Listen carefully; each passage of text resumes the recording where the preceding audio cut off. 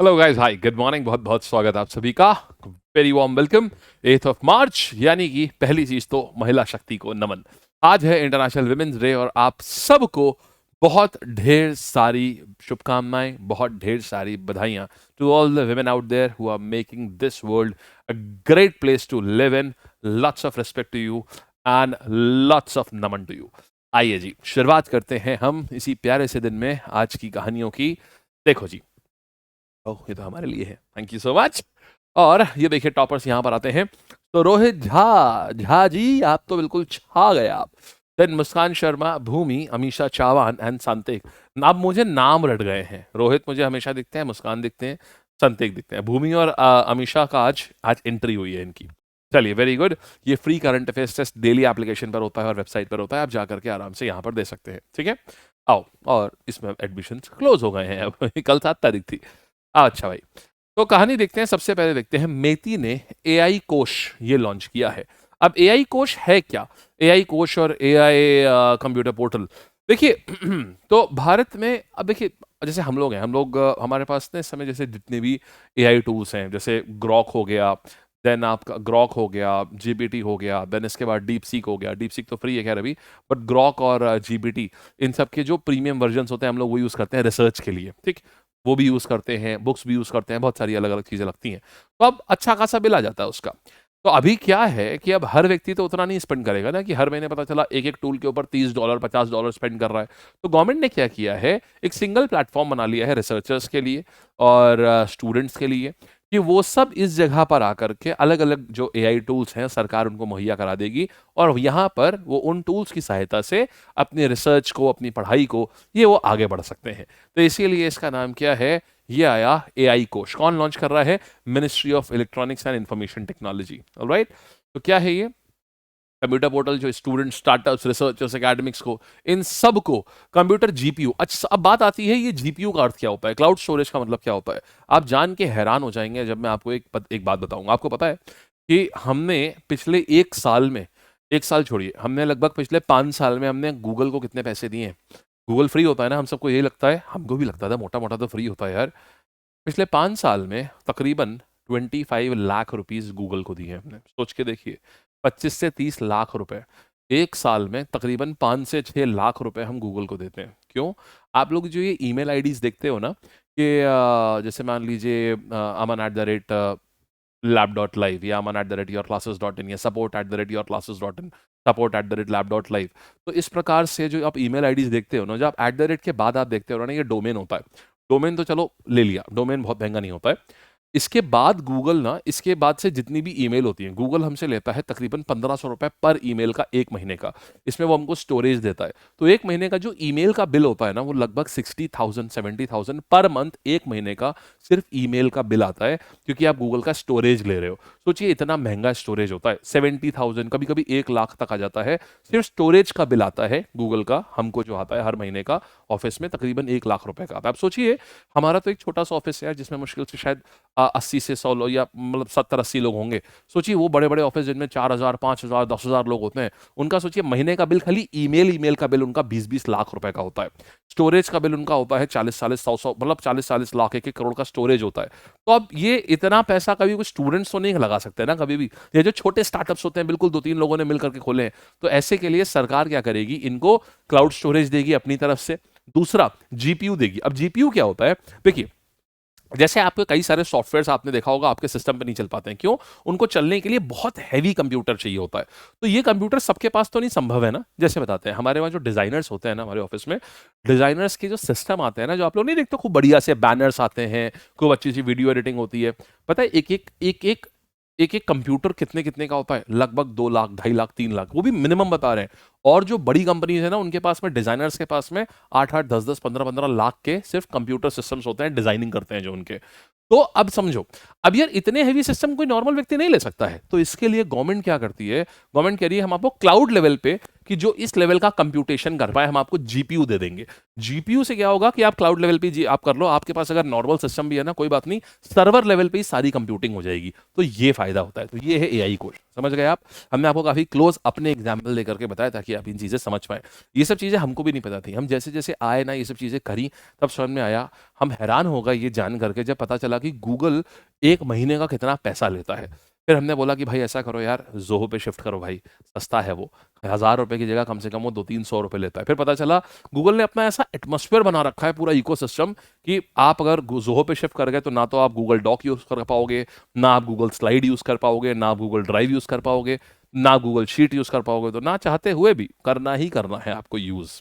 तब समझ में आया भाई गूगल का इकोसिस्टम बहुत तगड़ा है।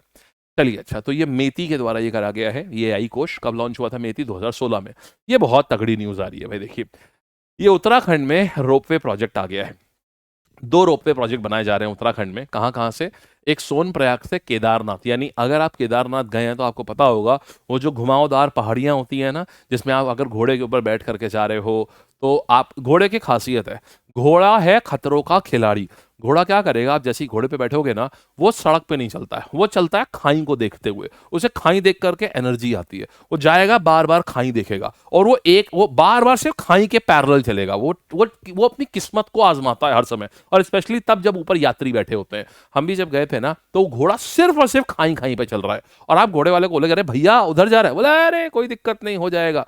एक भाई गजब चीज़ तो तब हो गई जब हम गए थे यहाँ पर, जब हम गए थे केदारनाथ, तो जब घोड़ा पूरा ऊपर पहुंच गया तो ये पता चला कि जो उत्कर्ष सर का घोड़ा था ना, वो घोड़ा वो घोड़ा वो घोड़ा ब्लाइंड था, उस घोड़े को दिखाई नहीं पड़ता था। तो ये उन्हें भी पता चला ऊपर जा करके कि 7-8 घोड़े लाइन से जा रहे थे, तो उनका घोड़ा सबसे आगे था, और हमें नीचे ही पता था कि उनका घोड़ा सबको रास्ता दिखाएगा, ये हमें नीचे पता था। और जब ऊपर पहुंचे तो पता चला कि वो सबको तो रास्ता दिखाएगा, लेकिन उसको खुद ही नहीं दिखाई पड़ता है।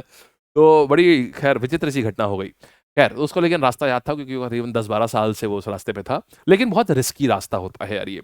अब क्या किया गया है, सरकार यहाँ पर रोपवे ला रही है, तो नीचे सोनप्रयाग से ही पूरा केदारनाथ तक जो रास्ता 9 घंटे में कवर होता था, 9 घंटा जाना 9 घंटा आना, मात्र 36 मिनट में सीधे रोपवे से जाइए और आ जाइए। बहुत ही तगड़ी चीज़ है। दूसरा, वहीं पर है, जैसे एक हिंदू धाम हो गया, इसी प्रकार से एक सिख धाम भी वहीं पर पड़ता है, उसका नाम होता है हेमकुंड साहिब। तो हेमकुंड साहिब के लिए, केदारनाथ के लिए चला रहे हैं ये रोपवे, और दूसरा हेमकुंड साहिब के लिए भी रोपवे चला रहे हैं। ये देखिए हेमकुंड साहिब जी के लिए भी, तो एक 12.9 किलोमीटर्स केदारनाथ वाला, और हेमकुंड साहिब जी के लिए 12.4 किलोमीटर्स। तो ये बहुत बड़ी चीज़ है ये। अच्छा, चलो नेक्स्ट कहानी के ऊपर आते हैं। फिर देखते हैं, प्राइम मिनिस्टर मोदी जी को अवार्ड किया गया है क्या? ये honorary order of the freedom of Barbados award. ये अब देखिए, मोदी जी को इंटरनेशनल ऑनर मिला है, तो एक बार देखना जरूरी है। तो किसने दिया है? प्राइम मिनिस्टर मोदी जी को ये मिला है ऑर्डर ऑफ फ्रीडम अवार्ड। क्यों दिया गया है? बारबाडोस के प्राइम मिनिस्टर ने दिया था, मियां अमोर मोटले। तो मियां अमोर मोटले ने दिया हुआ है। एंड क्यों दिया है? क्योंकि कोविड के टाइम पर मोदी जी ने बहुत अच्छा काम किया था इनके हिसाब से, कि भाई बहुत अच्छा काम किया आपने, इतने बड़े देश में आपने कोविड को इतना नहीं फैलने दिया, और इतनी त्राही-त्राही नहीं होने पाई, जैसे बड़े-बड़े देश जैसे इटली जैसे देशों में एकदम पूरा सब व्यवस्था चरमरा गई थी, आपने नहीं चरमराने दिया, तो उसके लिए ये अवार्ड दिया गया उनको, ठीक, बारबाडोस। हालाँकि मोदी जी को बहुत सारे इंटरनेशनल अवार्ड्स मिले हैं, तो आज के नोट्स में हमने इसको कंपाइल कर दिया, आपसे एग्जाम में पूछे जा सकते हैं, ठीक है? अच्छा, ये देखो यहाँ पर भी है, सऊदी अरेबिया में King Abdul Aziz sash, Afghanistan में अमीर अमानुल्लाह खान अवार्ड, पैलेस्टीन में grand collar of the state of Palestine, UAE ने अवार्ड दिया हुआ है order of the Zayed, Russia ने अवार्ड दिया order of the Saint Andrew the Apostle, Maldives ने अवार्ड दिया है निशान इजुद्दीन, बहरीन ने अवार्ड दिया हुआ है। सो लॉट ऑफ अवार्ड्स जो है ये मोदी जी को मिले हुए, ये सारे इंटरनेशनल अवार्ड्स हैं। तो आपको ये अवार्ड सब में नजर डाल लेना है एक बार, इनमें से अवार्ड आता है, क्योंकि अगर कोई prime minister of the country को अवार्ड मिलता है ना, तो वो एग्जाम में भी आता है, जरूर देख लीजिएगा। फिर देखिए साहित्य महोत्सव 2025। आपको पता है ना कि एक साहित्य अकेडमी होती है। साहित्य अकेडमी क्या होती है दोस्त? साहित्य मीन्स लिटरेचर। तो साहित्य अकेडमी भारत की सबसे बड़ी सरकारी अकेडमी है, जो कि लिटरेचर को प्रमोट करने के लिए, जितने भी हमारी भाषाएं हैं, 24 भाषाएं हैं कुल मिलाकर के, तो सभी भाषाओं में साहित्य को प्रमोट करने के लिए इसका इस्तेमाल होता है। अच्छा, वैसे तो 22 रिकॉग्नाइज हो गए, 22 भाषाएं हैं, 22 प्लस हमारे पास अंग्रेजी भी हो गई। तो अब क्या है कि इन भाषाओं में लिटरेचर को प्रमोट करने के लिए साहित्य अकेडमी जो है ये अपना ये पूरा फेस्ट कराती है। ये फेस्ट जो है ये अभी शुरू हुआ है, और अब ये फेस्ट जो है ये चलेगा आपका 12 मार्च तक की, और जब ये 12 मार्च को ये अवार्ड फंक्शन पूरा ये लिटरेरी फेस्टिवल खत्म होगा तो पता है क्या होगा, तब मिलेंगे अवार्ड्स। कौन से? जिसको हम लोग साहित्य अकेडमी अवार्ड्स बोलते हैं, जिसमें आप साहित्य अकेडमी अवार्ड हिंदी का किसको मिला, साहित्य अकेडमी अवार्ड इंग्लिश का किसको मिला, और वो आपका प्रश्न बनेगा। तो साहित्य अकेडमी अवार्ड्स कहाँ पर हो रहे हैं? ये हो रहे हैं नई दिल्ली में। कितने भाषाओं में दिए जाते हैं अवार्ड? ये 23 लैंग्वेजेस में ये अवार्ड्स दिए जाते हैं। Then we have international women's day. कब होता है? आज ही के दिन 8 मार्च को होता है इंटरनेशनल विमेंस डे। और इसकी शुरुआत देखो, ऐसा कोई पर्टिकुलर दिन नहीं है, ऐसा कहते हैं कि जब रशिया में महिलाओं को वोटिंग का राइट दिया गया था, तब फिर हमने इसको सेलिब्रेट करना शुरू किया। हालांकि ऐसा है नहीं, 1917 में पहली बार महिलाओं को विमेन को वोटिंग राइट दिए गए थे, लेकिन ऐसा अलग अलग कंट्रीज में महिलाओं ने वोटिंग राइट्स के लिए अलग अलग समय पर प्रोटेस्ट करे हैं। पहले महिलाओं को वोटिंग राइट नहीं हुआ करते थे, इनफैक्ट महिलाओं को बहुत ही कम राइट्स हुआ करते थे हमेशा से ही। तो अब काफी ज्यादा जो राइट्स है वो लगभग बराबर है। एक समय पर राइट्स होते ही नहीं थे, महिलाओं को माना जाता था कि इनको किसी को चुनने का अधिकार नहीं है, वो they are meant to be ruled, ऐसा माना जाता था। तो फाइनली खैर वर्ल्ड वॉर 2 के बाद से सिनेरियो जो है बहुत तेजी से बदले। तो 1917 में ये एक बड़ा इवेंट था कि एक बड़े देश ने, रशिया ने, महिलाओं को वोटिंग का अधिकार दिया था कि आप वोट कर सकते हो। तब फिर बाद में 1950s में यूनाइटेड नेशंस ने क्या बोला कि क्योंकि रशिया ने 1917 में 8 मार्च को एक बहुत बड़ा कदम उठाया था जो कि दुनिया के लिए एक नजीम साबित हुआ, तो इसके लिए हम क्या करेंगे, हम 8 ही मार्च को इंटरनेशनल वुमेन डे सेलिब्रेट करना शुरू करते हैं।